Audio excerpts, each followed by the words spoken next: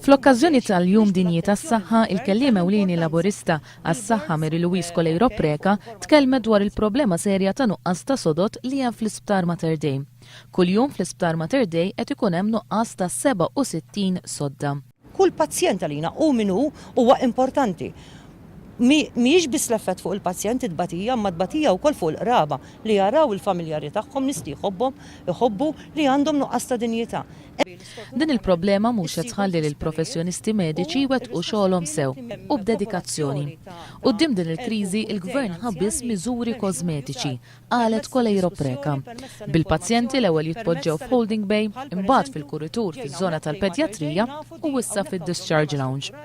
Il-kelliema Laburista qalet li f'din il-kwistjoni m'għandux ikun hemm partiġjaniżmu. Meta jrid il-Gvern javviċinana u lesti nitlu anke miegħu biex niddiskutu ħalli nindirizzaw il-problemi li hemm. Ħalli jgawdi l-pazjent u l-ħaddiem. Il-kellim Laburista Anthony Zammi tkellem dwar il-problema tal-MRSA u l-marda tad-dimenzja.